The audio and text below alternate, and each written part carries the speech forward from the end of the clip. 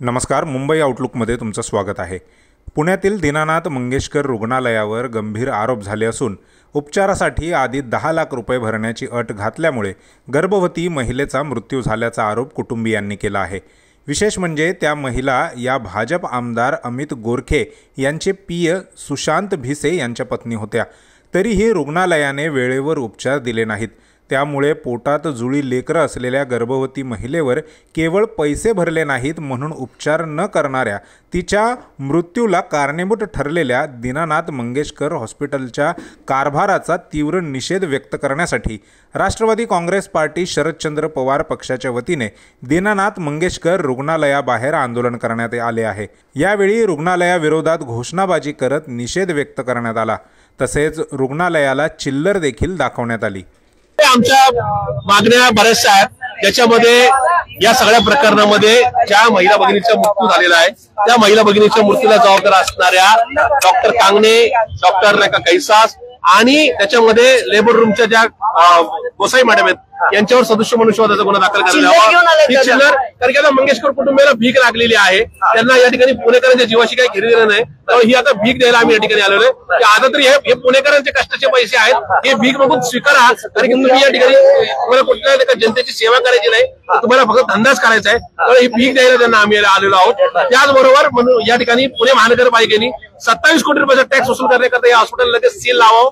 त्याचबरोबर पुणे पोलिसांनी कैसास असतील, गोसाई मॅडम असतील किंवा कांगणे मॅडम असतील यांच्यावर सदस्य मनुष्यवधाचा गुन्हा दाखल करण्यात यावा। आणि सगळ्यात महत्त्वाचं म्हणणं हे हॉस्पिटल चॅरिटेबल एक हॉस्पिटल आहे। त्या हॉस्पिटलला दिलेली जमीन ही पुणेकरांची, महाराष्ट्र शासनाची आहे। तत्कालीन मुख्यमंत्री मान्य शरद पवार साहेबांनी ही जमीन पुणेकरांच्या भल्यासाठी दिली होती, ती जमीन परत घ्यावी। अन्यथा मान्य मुख्यमंत्री देवेंद्र फडणवीस यांनी या जमिनीचे हजारो कोटी रुपये यांच्याकडून वसूल करून हे पुणे शासनाच्या तिजोरीत जमा करावे। हे धक्कादायक आहे। ज्या देवेंद्र फडणवीसांनी यांना काल परत सवलत दिली आहे त्या देवेंद्र फडणवीसांच्या पंतप्रधान नरेंद्र मोदी यांची आयुष्यमान भारतची योजना इथं स्वीकारली जात नाही। महात्मा ज्योतिबा फुलेंच्या नावाची जी महात्मा फुले योजना आहे ती स्वीकारली जात नाही।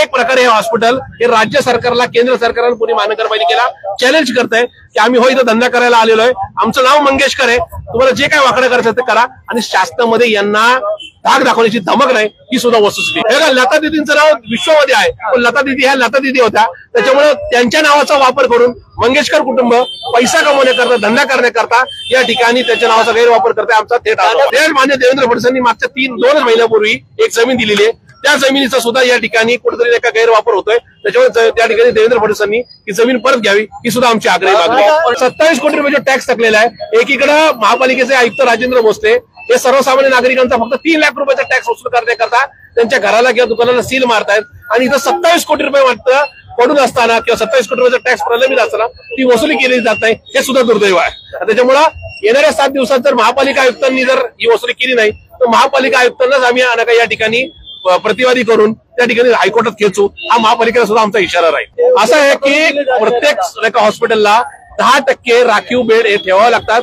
त्याच्यामध्ये गोरगरीब पेशंट असतील किंवा कमी उत्पन्न गटातले असतील यांच्यासाठी ते बेड रिझर्व ठेवले जातात।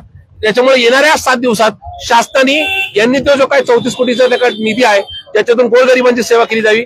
त्या निधीचा कसा वापर झाला त्याचा एकदा तक्ता जाहीर करावा आणि त्याचबरोबर जे 10% बेड हे सर्वसामान्य नागरिकांना दिले जातात त्याचा काय वापर झाला हे मागच्या 10-20 वर्षाचा ताळेबंद हा सुद्धा पुणेकरांसमोर जाहीर करायचा। जी चिल्लर आता हॉस्पिटलला भीक म्हणून देणार आहोत, तर आता मंगेशकरांना पुणेकरांच्या आरोग्याशी काही घेतलेलं नाही, त्यांना भीकच हवेत। तर सर्वसामान्य नागरिकांनी रस्त्यावरून जातात चिल्लर दिले ते आम्ही मंगेशकरांना सोपवणार आहोत।